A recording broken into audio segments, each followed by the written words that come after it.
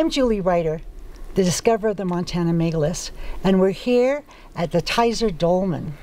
The Tizer Dolmen is a freestanding rock that fits the classical description of a dolmen, which is 2 uprights and 1 tabletop on top. The beautiful thing about the Tizer Dolmen is it's set on a mountain with a base underneath it. And that is a polygonal set, square, separate blocks that form the base.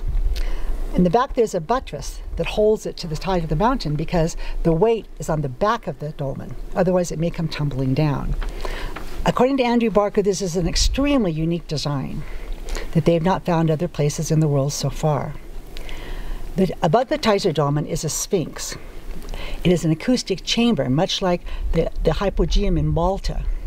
Sound chambers that go deep underground.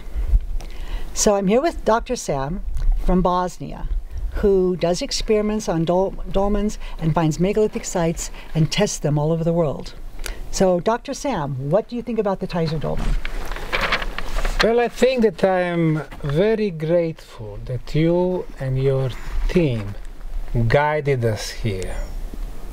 We are almost at the top of this hill, and then we can see those 2 uprights, 2 megaliths, and 1 on the top. And you're right, this is the classical case of dolmen.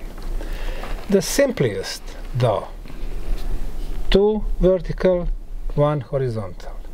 Sometimes you can find them 3 vertical, 1 horizontal, sometimes 5 vertical, 2 horizontal, and so on. And you find them all over the planet. From Sardinia to Vietnam, South Korea has most of them. They have almost half of all dolmens on the planet for some reason. They are in Africa, they are in Pakistan, they are in Bangladesh, India, different countries. Why would somebody do something like that? The sincere answer would be, we don't know. The same thing goes for the original builders, those who placed them, like this one over here. How do we know that it's been placed? So we have 2 pieces, 2 megaliths. They are megaliths because they fulfill properties of megaliths. They are over 1 ton, and I'll talk about it. And you see, when it breaks vertically here. It does not happen in nature. It breaks horizontally. Why? Because they are the product of the sedimentation. That's how they break. Since we can see the break here and there, it means that originally, when this stone, and this is gray granite, was formed, it was formed in horizontal layers. So somebody moved them for 90 degrees and then placed that big block on the top. No way that Mother Nature could roll this block from somewhere higher up and then it got placed over there. So it's been placed by intelligent hands. I've done some energy measurements, and these are the results. Temperature today is very pleasant, 86 degrees Fahrenheit. Here in Montana during the fall we got blessed. Humidity very low, 20 degrees. Weather is sunny, visibility clear, so we can see everything around us. Negative ions are in the range from 50 to 900. They are beneficial if higher than 5,000. This is not the case here. And this is rarely the case anywhere in the world. The highest quantities in Bosnia, Bosnian pyramid tunnels, 20,000 to 100,000, sometimes even more. Then one time at the Great Zimbabwe, just before the thunderstorm started, we had also 100,000. And then Slovenia, 5,000 near one lake and so on. Usually the mountains are 500 to 1,000. So here we have 50 to 900, positive 30 to 1,400. So nothing specially there. Electromagnetic radiation, the one that is harmful to us, there is none, meaning it's pleasant to stay here. Life energy or orgone energy, which got measured by the instrument called experimental life energy meter, is showing also just the regular results. It's about 30% on the scale from 0 to 100. Like in the city, Montana, 20, here is 30. What does it mean, life energy or orgone energy or chi? What this instrument measures, it actually measures our ability to receive harmful electromagnetic field. So higher the ability, our orgone or life energy is higher. Rather simple. People are on this scale from 0 to 100 from 55 to 100. For example, football players or tennis players, you know, when they are in training, playing, they are about 90, 95, 98. All other people from 55, and it doesn't have anything to do with the age. It has to do with the way we live with our immunity and so on. So 30% is good, nothing special. Still, we don't have these healing properties. Then I measure magnetic field. Magnetic field on a scale with microtesla is the good field is from 25 to 65. If it is above 65, 70, 100, for example, 200 or 300, it means you are in close proximity of some very bad machines, like in a hospital, CT, stuff like that. They have about 300. And if you are real close to them, it's about 1,000. You go there, it's probably worse than potential disease that you have. But that's another story. Here we have 51 to 56 with an average of 54, which is rather good. I've seen places exactly in the middle of this scale, let's say about 43, 45, that would be ideal. 54 is still good. Ultrasound, if we can see regular distances showing the ultrasound at the same frequencies, then we could conclude that we have some type of the machine that generates this ultrasound. This is not the case. We do have presence of ultrasound, but it is irregular. Infrasound, similar thing. This is very, very deep sound. Sometimes from the places like megalithic sites, it's very busy, telling us that something is happening either below them or inside. This is not the case. It's not busy. Most of the time there is no signal for infrasound. Now, two things that are really the most impressive. The first one is the orientation of the dolmen. If it was natural, Mother Nature does not make orientation exactly to the cardinal points. And cardinal points on this planet are east, west, north, and south. What we have here, we have exact north-south orientation. Now we are looking at the sun. It's just past noon. Sun is exactly to the south. And you see the orientation to the south. Now, this is not the orientation to some of our cosmic bodies and their important dates, like summer solstice or fall or spring equinox or winter solstice, like the case of the Sage Wall, which is oriented towards the sunrise and sunset during the winter solstice. Here we have simple orientation north-south, which in reality is not so simple, because you have to know where is your cosmic north, where is your exact south. So whoever placed those two big and the smaller megalith, that's the knowledge that they possessed. So if they know exact north and south, then they knew that our planet is spherical, it has its cosmical north. Maybe they knew even about the northern star. So it tells us that this place has some astronomical features, features of the astronomical observatory. And finally, about the megaliths themselves. Now, whether we had two blocks and somebody placed them separately, or they had them here and then they have them somehow broken, hard to say. But we can see nicely that they fit. Did they move them, place them here? If they were able to move them and rotate for 90 degrees, probably it wouldn't be a big deal for them to place them separately, one after another. Now, when I did the measurement, this is what the results shown.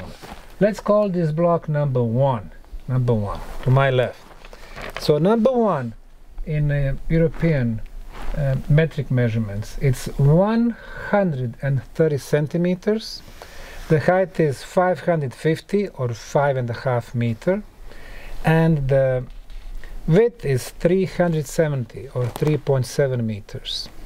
In order to calculate the mass, what we do, we multiply the width, the height, and the thickness. 130 times 550 times 370, it's 26.455 cubic meters. Specific weight of the granite, about 3. So the mass of this block is 79 tons. One block. One block. The block number 2, with the similar measurements, 80 times 370 centimeters times 550, 16.3 cubic meter or 49 tons, almost 50 tons. Almost 80, almost 50. The one on the top, 220 times 140 times 250, 7.7 cubic meters or 23 tons. If we are to lift 23 tons on the top of those two, which are 5.5 meters or about 18-19 feet, you need to have lifting equipment. In this particular case, it should be crane. Forklifts, they don't have their forks, that can reach far enough. So our civilization of 21st century would use cranes. Around we can see remnants of cranes or any other lifting equipment. And we see many places with dolmens, with the blocks being moved. You would have a lot of pieces of the equipment if they would think the same way we think. The way we think is the following. You have 80 tons mass. The problem with 80 tons is the gravitational force. So what we do, we can't lift 80 tons. We can't lift 800 kilos. Some of us can lift maybe 80 kilos. So what we do, we apply our force, which is bigger than 80 kilos. Let's say our force is maybe 100 kilos. The same we do with our technology. In order to move 80-ton block, we invent crane, which is, let's say, 100-ton capacity. So our way, fighting the gravitational force, is the most primitive one. So we apply more power, a bigger tonnage capacity to move 80 tons. Is that the only way to move the weight, to move the mass? It's not. Our problem is they teach us that everything we do is the only way. Well, it is not. If we think about this, the problem we have is the gravitational force. If we could find a way to neutralize the gravitational force, we would be able to move those blocks with 2 fingers. So, how do you neutralize gravitational force? Today, we don't know. They don't teach us in schools. However, there are some communities that they do know. For example, Tibetans.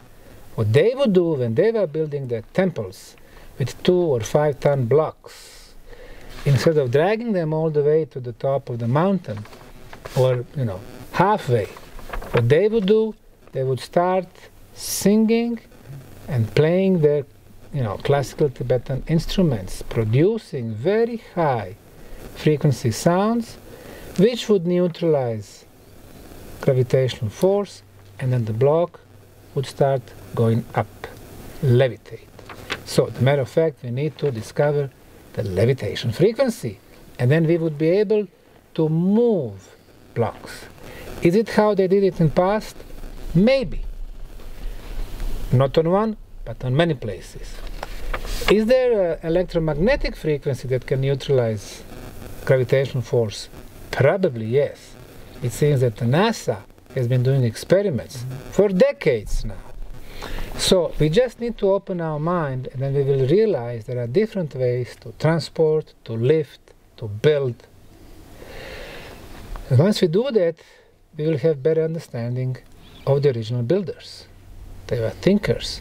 How they were getting their information from some energy, spiritual field, from Akasha, we don't know.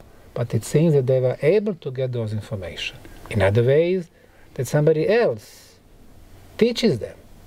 Is it possible that in these vast areas of Montana and United States, mound builders, and before them, megalithic builders were teaching native people about what they were doing, how they were doing, explaining them how to use and what to learn from those sites? It's very possible. So I can understand that Native Americans consider all those lands sacred because it is connected to their elders, to their, people who lived here thousands of years back. So what we have here in Montana, what you've been showing me the last couple of days, is extremely intriguing and extremely old. This passed the known civilization during the last civilizational cycle, which is the time from 12,000 years onward. So in that time we had Mesolithic and Neolithic cultures, 12,000, 10,000, 8,000, 5,000 years back. They were not producing those megaliths. Even though we did have one megalithic windows happening from 5 to 8,000 years back, Stonehenge and some others. This is much older than that. It goes way back, maybe tens of thousands of years. What was happening during the time before time, or during the time beyond time? We don't know. Who were those builders? Why they were doing this? These are not classical homes with windows and doors and roofs. They are not. People were not living here. What did they use this for? Astronomy can be partial, minor description and explanation. Did they focus some energies here? It's possible at the time when our mother planet was much stronger. Yes, it is possible. But the real purpose, the major purpose, I don't see that we're going to get to it in the years to come.